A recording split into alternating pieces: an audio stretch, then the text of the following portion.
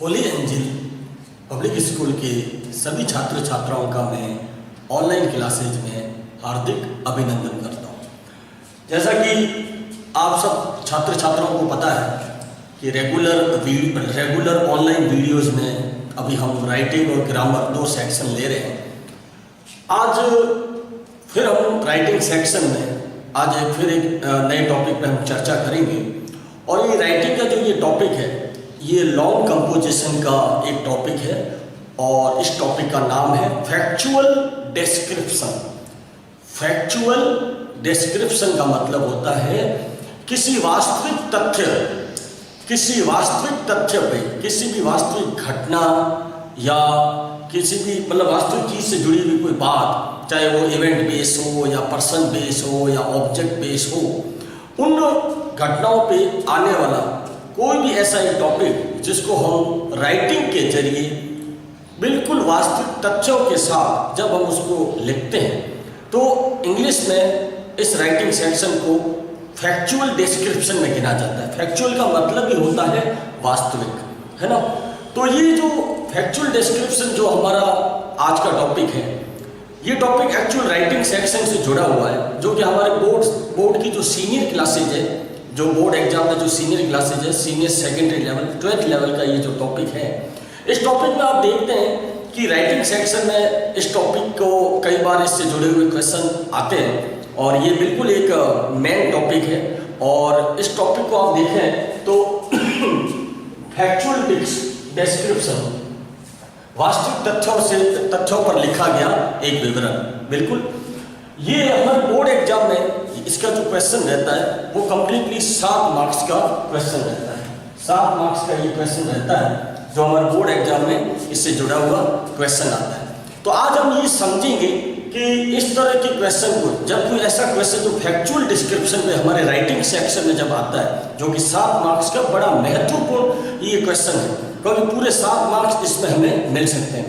तो आज हम फैक्चुअल डिस्क्रिप्शन को ये समझते हुए कि इसको किस तरह इस क्वेश्चन को अटेंड किया जाए, किस तरह से इसके टॉपिक पे कोई विवरण लिखा जाए राइटिंग के तहत, तो उसको आज हम समझेंगे। सबसे पहले इस टॉपिक को शुरू करने से पहले मैं आपसे ये बात करना चाहूँगा कि हम इसकी सबसे पहले इसकी परिभाषा को जानेंगे।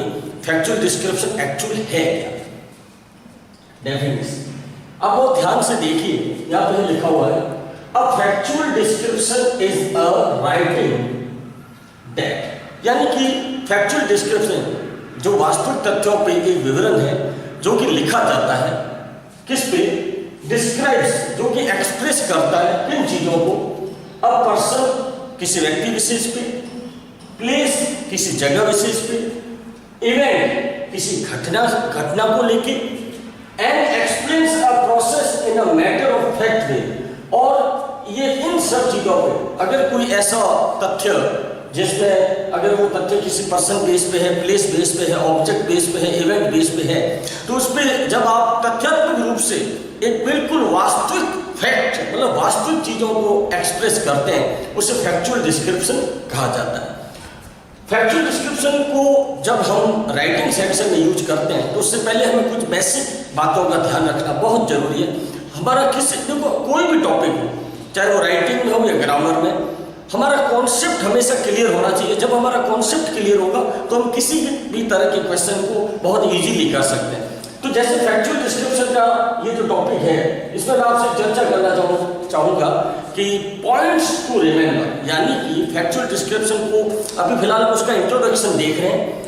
तो इंट्रोडक्शन के तहत हमें इसके जो बेसिक बातें हैं, जो मेन पॉइंट्स हैं, जो कॉन्सेप्ट की बातें, वो हमें ध्यान में रखनी है। वो बातें कौन कौन सी हैं आप देखिए कि जब भी आप किसी फैक्चुअल डिस्क्रिप्शन पे टॉपिक पे जब लिखते हैं तो आपको पहली क्या ध्यान देना है कि फैक्चुअल डिस्क्रिप्शन हमेशा कुल 4 चीजों पे लिखा जाता है, 4 बातों पे लिखा जाता है। इसके जो सब्जेक्ट होते हैं वो 4 तरह के होते हैं। किन 4 सब्जेक्ट पे ये लिखा जाता है?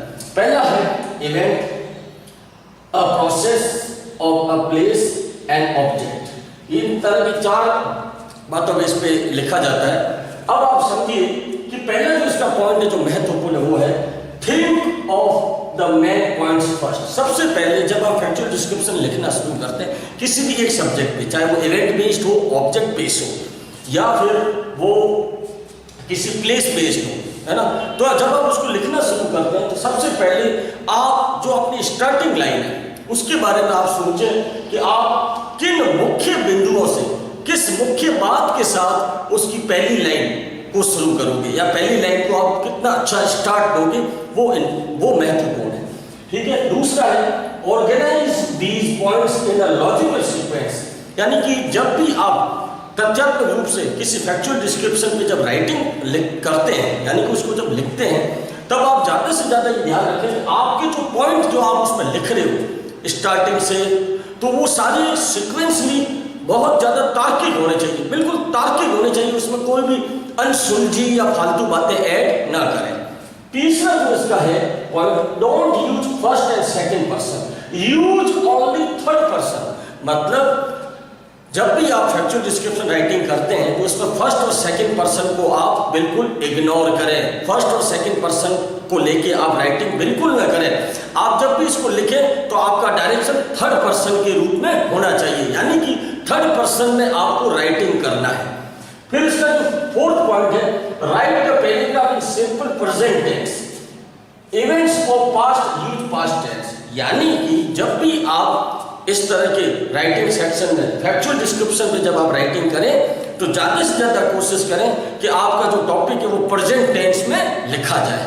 लेकिन एक टॉपिक ऐसा है जो होता है इवेंट बेस्ड, जो इवेंट बेस्ड पे जब आप लिखते हैं, इवेंट का मतलब होता है घटना, तो इवेंट बेस्ड पे जो आप राइटिंग फैक्चुअल डिस्क्रिप्शन लिखेंगे वो पास्ट टेंस में होना चाहिए, बाकी आप प्रेजेंट टेंस का ज़्यादा से ज़्यादा। दूसरे जो सब्जेक्ट है ऑब्जेक्ट बेस पे है, पर्सन बेस पे है ना, या प्लेस बेस पे, उसमें आप प्रेजेंट का प्रयोग करें, लेकिन जो इवेंट बेस्ड पे है, जो घटना पे आता है, उसमें आप पास्ट टेंस का प्रयोग करें। फिर है use link words like first then next finally, यानी कि जब आप फैक्चुअल डिस्क्रिप्शन पे राइटिंग करें तब आप एक घटना से जब दूसरी घटना पे जा रहे हैं, यानी कि एक घटना के रिजल्ट को जब आप दूसरी लाइन में शो कर रहे हैं तो आप उसको ध्यान रखें कि उसमें आप लिंक वर्ड्स यूज करें कुछ इस तरह से, first and then next and finally. तो इस तरह से आप उसको जब बिल्कुल एक लॉजिकली, मतलब आप उसको रिजल्ट की तरफ ले जाते हैं, एक घटना से दूसरी घटना और दूसरी से तीसरी घटना की तरफ ले जाते हैं, तो रिजल्ट वाइज उसको जब आप आगे बढ़ाते हैं तो कुछ इस तरह के लिंक वर्ड्स को आप यूज करें, first then next and finally, इस तरह। ठीक है। अब मैं आपसे आगे चर्चा करना चाहूंगा इसका फॉर्मेट, जो इसका फॉर्मेट है वो आप ध्यान रखें। फॉर्मेट में मैं आपको पहली चीज जो मैं आपसे चर्चा करूंगा वो है टाइटल, है ना। टाइटल को हिंदी में कहते हैं शीर्षक, है ना। जो आपकी हेडिंग है वो बहुत इंपॉर्टेंट है। आप जिस पे अगर मान लो बोर्ड एग्जाम में क्वेश्चन, कोई भी क्वेश्चन किसी भी टॉपिक पे आ सकता है, ग्लोबल वार्मिंग है या किसी भी चीज पे, या फ्लड है, कुछ भी जिस पे आप लिख रहे हो। और मैंने जैसे कि आपको बताया कि 4 टॉपिक पे, 4 सब्जेक्ट पे हमेशा फैक्चुअल डिस्क्रिप्शन डिवाइड होता है या उस पर जुड़ा हुआ क्वेश्चन आता है, event based, object based, person based and place based. ठीक है। तो सबसे ज्यादा जरूरी कि आपका टाइटल क्या है, वो टाइटल आपको बिल्कुल सेंटर में लगाना है, कैपिटल वर्ड्स में, तो जिसका 1 मार्क्स हमें मिल जाता है। ठीक है। तो टाइटल बिल्कुल आप बिल्कुल सेंटर में ऑर्गेनाइज करें। फिर आप शुरू करें पैराग्राफ पर, तो यानी कि फैक्चुअल डिस्क्रिप्शन को हमेशा कम से कम 3 पैराग्राफ में बांटा जाता है। 3 पैराग्राफ, उसको 3 पैराग्राफ में बांटा जाता है, क्योंकि ये 100 वर्ड्स लिमिट में है, तो आप इसको 5-6 लाइनों में खत्म नहीं कर सकते। तो पैराग्राफ 1 में आप क्या करेंगे, content with introduction. Content with introduction यानी आपका जो कंटेंट बिल्कुल सही होना चाहिए, तथ्यात्मक होना चाहिए, यानी फैक्चुअल होना चाहिए, वास्तविक होना चाहिए, और वास्तविकता से जुड़ा हुआ आपका जो इंट्रोडक्शन की जो फर्स्ट लाइन है, फर्स्ट से 2 लाइन, वो बड़ी कंटेंट के साथ होनी चाहिए, लॉजिक भी होनी चाहिए। पैराग्राफ 2 में आप क्या शो करेंगे, पैराग्राफ 2 में आप शो करेंगे एक्सप्रेशन विद एलोबोरेशन। एक्सप्रेशन विद एलोबोरेशन मतलब आप इसमें जिन बातों पे, जो भी, चाहे किसी भी टॉपिक पे आप जो चर्चा कर रहे हैं उससे जुड़ी हुई तथ्यात्मक बातें लिख रहे हैं, वो बिल्कुल विस्तार के साथ होनी चाहिए और उसका एक लॉजिक होना चाहिए, उसका एक एक्सप्रेशन होना चाहिए। तीसरा पैराग्राफ जो आप बनाते हैं वो होता है पर्सनल और जनरल। मतलब जनरली ये व्यक्तिगत रूप से देखा जाए तो आप इसमें एक तरह का कोई बढ़िया लॉजिक दे सकते हैं या किसी वास्तविक घटना के साथ इसको जोड़ सकते हैं, और इसमें आप और भी कई चीज़ों को आगे, लेकिन मतलब उसको इस तरीके से से आप पेश करें कि वो एक व्यक्तिगत रूप से सामान्य हो जाए, मतलब सब तरह के लिए हो जाए। फिर एक्सपीरियंस, आप चाहें तो उसके साथ एक अपना एक्सपीरियंस कुछ इस तरह से आप उसमें ऐड करें जो व्यक्तिगत रूप में ना हो कि सामूहिक रूप से हो जाए। तो इस तरीके से आप देखो, मैंने इनको एक मार्क्स में डिवाइड किया है। तो आप देखिए अगर आपका टाइटल सही है तो आपको 1 मार्क्स मिल जाता है। अगर आपका पैराग्राफ 1 एंड पैराग्राफ 2 प्रॉपर तरीके से है तो आपको दोनों में 2-2 मार्क्स मिल जाते हैं। फिर उसके बाद आप देखें कि आपका जो पर्सनल और जनरल जो मैंने आपको बताया उसका 1 मार्क्स है एंड एक्सपीरियंस का 1 मार्क्स। तो आप टोटल को काउंट करें, ये टोटल 7 मार्क्स हो जाता है। कितना हो जाता है? 7 मार्क्स, ठीक है। और वर्ड्स लिमिट है, जो हमारी वर्ड लिमिट है वो है 100 वर्ड, यानी हमें 100 वर्ड्स तकरीबन हमें 10 लाइन्स है ना, 10 लाइन्स में इनको पूरा क्लियर करना है। और आप एक चीज का ध्यान रखें कि ये बिल्कुल अभी हमने इसके जो ज़्यादा अभी हमने इसको समझने के दौरान ये समझा कि सबसे पहले फैक्चुअल डिस्क्रिप्शन वास्तव में होता क्या है, इसकी रियल डेफिनेशन क्या है।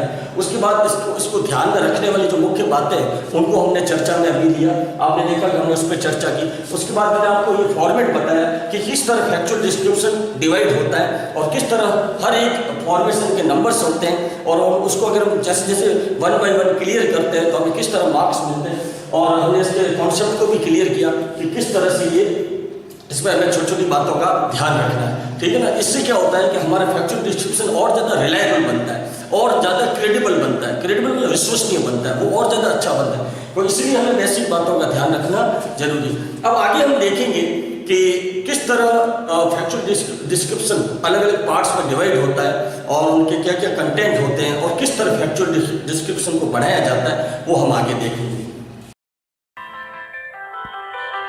डिस्क्रिप्शन है ये जो टॉपिक है जो वास्तविक तथ्यों पे लिखा जाता है, तो इसको टोटल 4 सब्जेक्ट बेस पे बांटा गया। मतलब फैक्चुअल डिस्क्रिप्शन अगर हमारे देखा जाए तो हमारे सीनियर सेकेंडरी बोर्ड एग्जाम में इसके जिस टॉपिक पे ये इसको यूज किया जाता है, जिस टॉपिक पे ये आता है वो टॉपिक कौन कौन से, तो वो आप देखें उन 4 तरह के सब्जेक्ट को, मतलब 4 तरह के टॉपिक्स को बताया गया है, बांटा गया है। और वो 4 टॉपिक कौन से आप देख सकते हैं। पहला है पर्सन बेस्ड, पहला है पर्सन बेस्ड। मतलब क्या है, किसी ऐसे व्यक्ति विशेष पे आपको टिप्पणी करनी है या उस पर आपको राइटिंग करना है।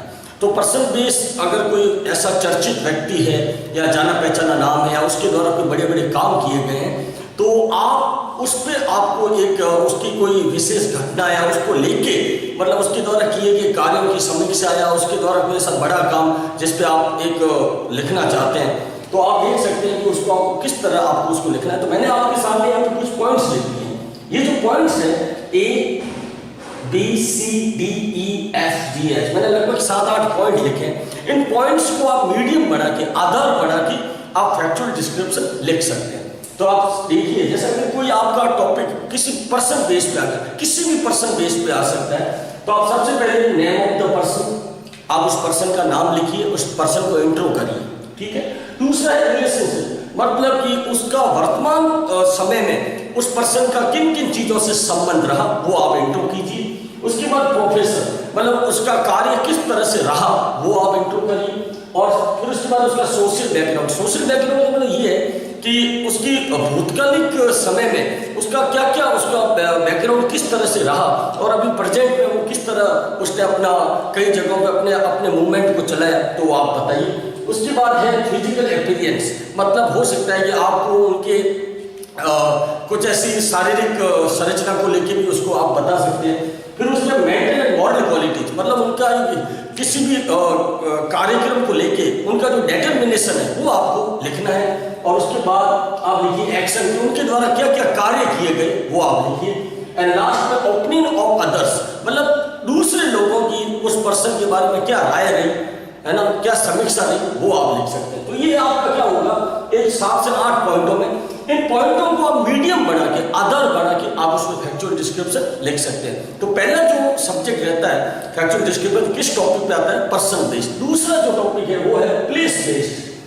प्लेस बेस्ड का मतलब होता है किसी जगह विशेष को लेके, कोई ऐसी जगह है जिसको लेके आपने विजिट किया या वहां गए और आपने वहां क्या पाया, क्या देखा, है ना, क्या अनुभव किया, वो आपको डिस्क्राइब करना है फैक्चुअल डिस्क्रिप्शन में। तो आप देखिए, सबसे पहले आप क्या करिए, नेम ऑफ द प्लेस। आप उस जगह का नाम बता दीजिए जहाँ पे आपने विजिट किया। उसके बाद एटमॉस्फेयर, वहाँ का एक अजीब सा अलग सा वातावरण, आप उस वातावरण में क्या पाया आपने वो आप डिस्क्राइब कीजिए। उसके बाद फीचर्स, मतलब फीचर्स का मतलब होता है कि उसको लेके अलग अलग मतलब तरीके की एक मतलब कहते हैं ना कि उसकी अच्छी बातें, फीचर्स मतलब अच्छी बातें, क्या रहा, क्या बढ़िया है, क्या वो अच्छा देखने लायक है और क्यों है। उसके बाद आप देखिए इम्पोर्टेंस, कि जब इस तरह के विजिट प्लेसेस जब टूरिस्ट के संपर्क में रहते हैं या आपने वहाँ पर विजिट किया तो उनकी एक इम्पोर्टेंस क्या है, किस तरह से वो ज़्यादा से ज़्यादा अच्छा है। उसके बाद देखिए अदर इन्फॉर्मेशन, अगर उसके संबंध में और भी कोई अच्छी जानकारी है तो वो आप डिस्क्राइब कीजिए। उसके बाद देखिए हमारा तीसरा जो टॉपिक है वो है ऑब्जेक्ट बेस्ड। ऑब्जेक्ट बेस्ड मतलब क्या होता है, किसी भी ऐसे टॉपिक पे चर्चा, वो टॉपिक किसी भी तरह का हो सकता है, किसी भी तरह के टॉपिक पे, तो आप देखिए सबसे पहले आप टॉपिक का नाम बताइए, उसको इंट्रो करिए। उसके बाद स्ट्रक्चर अरेंजमेंट, आप उसको बाकायदा उसकी एक गतिविधियों को दिखाइए, स्ट्रक्चर वाइज मतलब उसकी गतिविधियों को दिखाइए किस तरह से रहा। उसके बाद आप देखिए उसकी shape, size, made of capacity, मतलब आप उस ऑब्जेक्ट को लेके उसके आकार, विस्तार, उसके कार्य, उसके एक्शन को आप दिखाइए, उसके आकार को दिखाइए, विस्तार को दिखाइए, ठीक है। उसके बाद ऑपरेशनल डिटेल्स, आपको उनके द्वारा जो जिस ऑब्जेक्ट पर आप चर्चा कर रहे हो उस ऑब्जेक्ट का किस तरह से उसका मतलब उसकी मतलब कहते हैं ना कि कार्य प्रणाली रही या किस तरह से उन्होंने उसको पूरा मैनेज किया, वो आप दिखाइए। एंड वैल्यू, और उस ऑब्जेक्ट की वैल्यू बताइए कि उसकी वैल्यू क्या है। फिर अगर मैं चौथे टॉपिक पे चर्चा करूँ तो चौथा टॉपिक है इवेंट बेस्ड। अब इवेंट का मतलब जैसा कि आपको पता है, इवेंट का मतलब होता है घटना। किसी भी जगह पे कोई भी ऐसा कार्यक्रम घटित हुआ जिसे आप अपने शब्दों में, अपने तरीके से, तथ्यात्मक रूप से उसको विवरण की तरीके से उसको पूरा करते हैं। तो आप देख सकते हैं सबसे पहले आप क्या करिए जो, और ये भी ध्यान रखें कि जब इवेंट बेस्ड पे कोई फैक्चुअल डिस्क्रिप्शन का हमारे सीनियर सेकेंडरी एग्जाम में अगर कोई क्वेश्चन आता है तो उसको लिखने का जो तरीका, जिस फॉर्मेट में लिखा जाएगा वो है पास्ट फॉर्मेट, जिसमें पास्ट टेंस में लिखा जाएगा। तो आप देख सकते हैं सबसे पहले आप उस इवेंट का इंट्रो कर दीजिए, तो उस इवेंट को इंट्रो करिए कि वो इवेंट क्या है, किस तरह का इवेंट है, क्या नाम है इवेंट का। उसके बाद उसका टाइमिंग, उसकी टाइमिंग दिखाइए। उसके बाद उसके अंदर चीफ गेस्ट, चेयरपर्सन आप दिखाइए कि उसके अंदर चीफ गेस्ट और चेयरपर्सन का रोल किस तरह रहा, उनका किस तरह उनकी भूमिका रही। उसके बाद उन प्रोग्राम्स को आप दिखाइए जो उस इवेंट पे रहे। उसके बाद आप देखिए कि एनी अदर रेलिवेंट इंफॉर्मेशन, मतलब आपको लगे उसके साथ साथ कुछ ऐसी एक दो चीजें और अच्छी हो गई तो वो भी आप उसमें ऐड करिए। अब इवेंट कई तरह के होते हैं, जैसे स्कूल में भी कई इवेंट होते हैं, इंडिपेंडेंस डे होता है, रिपब्लिक डे होता है, फेयरवेल होता है, बहुत से इवेंट होते हैं, कई जगह पे होते हैं। तो अब उनको आपको बिल्कुल एक सीक्वेंसली उनको आपको लिखना है। तो जैसा कि हमने अभी थोड़ी देर पहले हमने फैक्चुअल डिस्क्रिप्शन के सारे रूल्स हमने देख लिए कि उसका कैसे उसको पॉइंट और कैसे रूल्स के तहत उसको बनाया जाता है, क्या क्या यूज किया जाता है। तो अब मैं आपके सामने चाहूँगा कि मैं आपके सामने फैक्चुअल डिस्क्रिप्शन का छोटा सा टॉपिक लूँ और उसको हम बिल्कुल एक राइटिंग के जरिए देखते हैं कि किस तरह वो बनता है। लेकिन अब मैं वापस दोबारा से आपको ये बताना चाहूँगा कि जो फैक्चुअल डिस्क्रिप्शन है वो 4 सब्जेक्ट पे आता है। पहला है person based, place based, object based and event based. और इन सबके ये पॉइंट्स दिए हुए हैं, इन पॉइंट्स के आधार पे इनको मीडियम बना के आप इनको प्रैक्टिस में लाके फैक्चुअल डिस्क्रिप्शन को खुद से बढ़ाने की कोशिश करें और कर भी सकते हैं और अच्छा कर सकते हैं। अब देखिए मैं आपके सामने एक टॉपिक पे चर्चा करूंगा, जैसे कि है फेयरवेल पार्टी। ये कि आप देख सकते हैं फेयरवेल पार्टी। तो फेयरवेल पार्टी जो होती है, जो ये जो कार्यक्रम होता है ये ज़्यादातर स्कूल एंड कॉलेजों में होता है। तो आप देख सकते हैं जब हमारे सीनियर क्लास के बच्चे जब सीनियर बोर्ड एग्जाम से पहले जब वो स्कूल से विदा लेते हैं, जैसे विदाई समारोह कहा जाता है, उस विदाई समारोह में आप देखिए कि 11th के बच्चे किस तरह उनका स्वागत करते हैं, उनको विदाई देते हैं। तो उसके ऊपर एक जो कार्यक्रम स्कूल में रखा जाता है जिसे फेयरवेल पार्टी कहा जाता है, ठीक है ना। तो ये एक मिला जुला कार्यक्रम रहता है जिसमें टीचर्स भी शामिल होते हैं, स्टूडेंट्स भी शामिल होते हैं। अब मान लो आपके एग्जाम में इसी टॉपिक पे एक क्वेश्चन आ गया कि आपको right factual description on farewell party 100 words. अब आपको ये भी ध्यान रखना वर्ड लिमिट जो 100 है उस हिसाब से आपको उस पर लिखना है।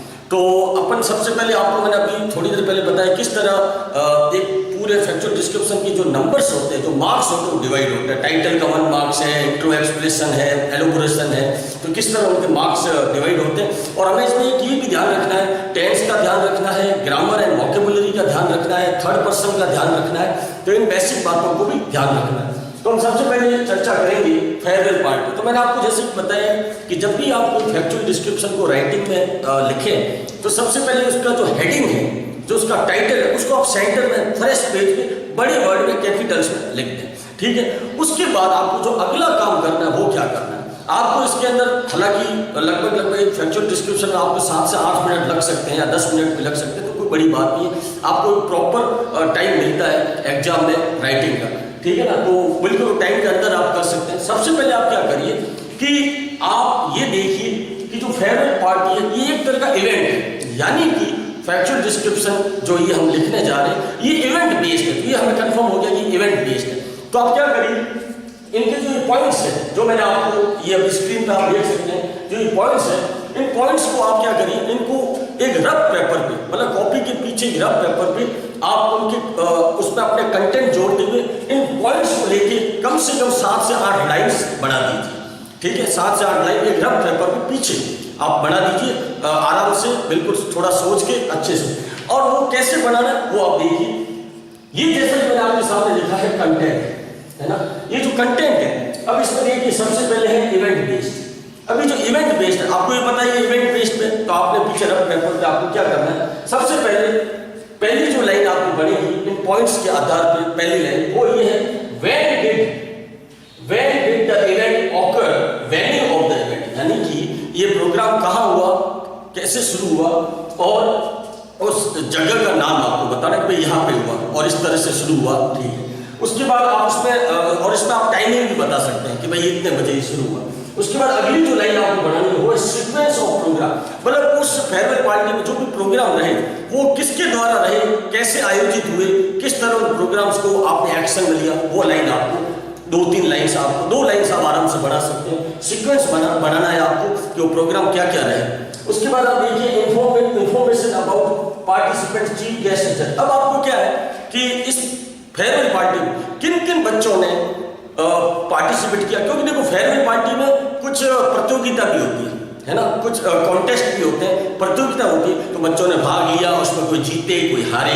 फिर चीफ गेस्ट ने किस तरह उनको, जो चीफ गेस्ट है, चेयरपर्सन है, स्कूल प्रिंसिपल है, किस तरह उनको रिवॉर्ड दिया, है ना, तो वो भी तो होता है ना, फेयरवेल पार्टी में सब कुछ होता है। कुछ बच्चे ऐसे हैं जिनको पहले से कोई पुरस्कार, उनको स्कूल में उन्होंने अच्छी एक्टिविटी में पार्ट लिया और उन्होंने वो अच्छा मतलब पार्टिसिपेट रहे, तो उनको रिवॉर्ड भी दिया जाता है, तो वो ऐसे अवसरों पर दिया जाता है, तो वो भी आप डिस्क्राइब करें। तो इस तरह आप क्या है कि आपको इंट्रो देना है कि किस तरह की कॉन्टेस्ट रहा, किस तरह की प्रतियोगिता रही, चीफ गेस्ट ने उसके ऊपर क्या रिवॉर्ड दिया, तो वो आप इसको सीक्वेंसली इसमें बताइए।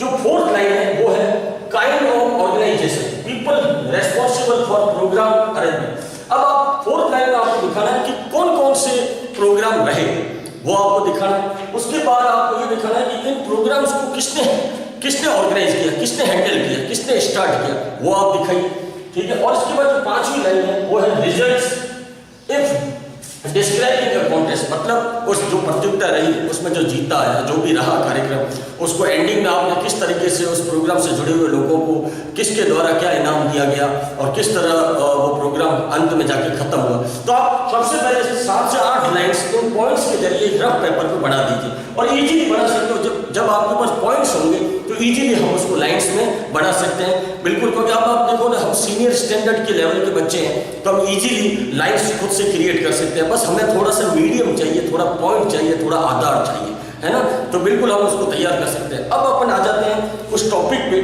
इवेंट बेस्ड फेयरवेल पार्टी, जिसको हम बनाने जा रहे हैं। अब देखिए हमने लिखा है the annual exciting event farewell ceremony for the outgoing batch of class 12 was held on 31 January 2021। अब आपने यहाँ पे जो ये first, second and third in 3 lines को देखिए। मैंने इसमें ये बताया कि प्रोग्राम क्या था, प्रोग्राम था फेयरवेल पार्टी, ठीक है, बिल्कुल। और फेयरवेल पार्टी स्कूल में होता है, तो आप स्कूल का नाम भी ऐड कर सकते हैं। उसके बाद ये हो जाता है कि वो फेयरवेल पार्टी कौन से स्टैंडर्ड, तो 12th लेवल का ये कार्यक्रम था। और कब शुरू हुआ, 31 जनवरी 2021। तो आपने प्रोग्राम का नाम और ये कौन सी डेट को शुरू हुआ आपने इंट्रोडक्शन के जरिए बता दिया। अब अभी देखते हैं, the party was hosted by the students of class 11। अब आपने ये बता दिया कि ये जो प्रोग्राम है, इस प्रोग्राम के सीक्वेंस को आपने बताया। आप देख सकते हैं यहाँ पे हमने प्रोग्राम के सीक्वेंस को बताया कि ये प्रोग्राम शुरू किसके द्वारा आयोजित किया गया था, 11th के बच्चों के द्वारा।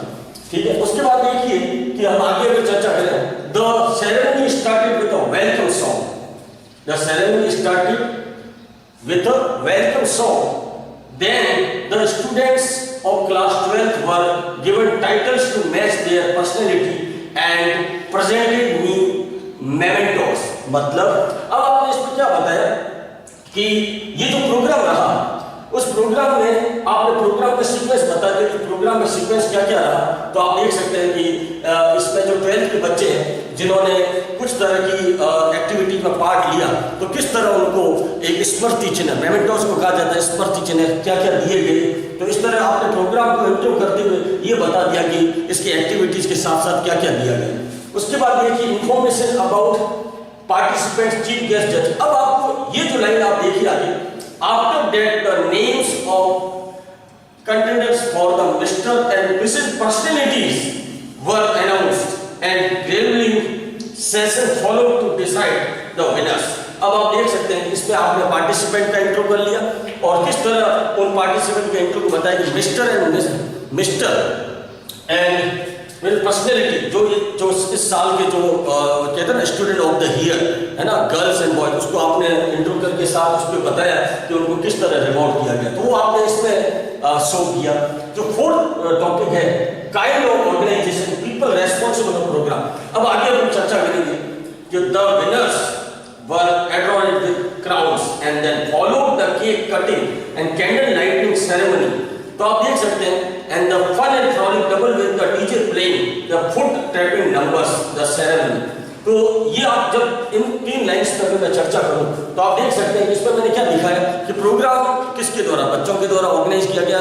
एक डांस प्रोग्राम रखा गया, डीजे साउंड उसमें ऐड किया गया और किस तरह टीचर्स एंड बच्चों ने पैरों की तालमेल करते हुए डांस परफॉर्म प्रस्तुत किया। तो इस तरीके की एक्टिविटीज को आपने शामिल कर दिया और उसके लिए मेन ऑर्गेनाइजर थे 11th के बच्चे को। अब उस पर रिजल्ट्स डिस्क्राइबिंग कॉन्टेस्ट। अब आप देख सकते हैं कि इसका मतलब ये होता है कि भाई आपने जो इसमें ये भी बता दिया कि बच्चों ने किस तरह बच्चे इस प्रोग्राम को उन्होंने किया और किस तरह उनको एक अच्छे से मतलब क्राउड मतलब उनको रिवॉर्ड दिया गया। और लास्ट में आपने जाके इसका रिजल्ट ये बताया कि जो ये प्रोग्राम है इसका जो एंडिंग रहा वो किस तरह का रहा। तो एंडिंग आप देख सकते हैं, मैंने आपको बताया कि ceremony concluded with the principles blessing and tearful farewell notes. अब इस लाइन को बहुत ध्यान से देखिए कि जो इसका रिजल्ट है, यहाँ रिजल्ट का मतलब ये नहीं है कि भाई कोई प्रतियोगिता हुई है उसका रिजल्ट। रिजल्ट मतलब इस प्रोग्राम का एंड क्या है, आखिर इस किस तरह ये इसका एंड हुआ। तो वो आपने बताया कि जो स्कूल के जो टीचर्स थे, प्रिंसिपल्स थे, उन्होंने कितने आंसुकृत आंखों से, भावभीनी आंखों से बच्चों को विदाई दी, किस तरह से उनसे संपर्क रखा, किस तरह से उनके साथ वो गारलैंडेड हुए। तो इस तरीके से आपने उसको इस प्रोग्राम का and, the result of and के रूप में दिखाया। तो आप देख सकते हैं कि बिल्कुल एक प्रॉपर तरीके से इस फेयरवेल पार्टी जो फैक्चुअल डिस्क्रिप्शन का ही एक पार्ट है, किस पे है, इवेंट बेस्ड, इस पे इवेंट बेस्ड। और इन पॉइंट्स के जरिए, इन पॉइंट्स को मीडियम बना के, आपने इनको आधार बना के एक रफ पेपर पे पहले इसके कंटेंट सेट कर लिए। ये देखो किस तरह कंटेंट है, आपने कंटेंट बना के उसको रफ पेपर पे पहले आप बढ़ा दीजिए लाइन वाइज और फिर उसको आप फ्रेश पेज में असेंबल कीजिए, उनको वहां लाके उनको सीक्वेंसली आप रखिए और इस तरीके से आपका फैक्चुअल डिस्क्रिप्शन उस टॉपिक पे अच्छे से तैयार हो जाएगा। और ये कब होगा, जब आप इन सबको रेगुलर यूटिलाइज करते हुए, खुद से प्रैक्टिस करते हुए कम से कम 8 से 10 ऐसे फैक्चुअल डिस्क्रिप्शन को बनाइए, तो आप निश्चित रूप से बहुत आसानी से इस तरह के टॉपिक्स पे राइटिंग कर सकते हैं और अच्छे से नंबर अचीव कर सकते हैं। और एक ध्यान देने के बाद ये टोटल 7 मार्क्स का टॉपिक है, इसलिए बहुत इंपॉर्टेंट है। Stay and safe at home.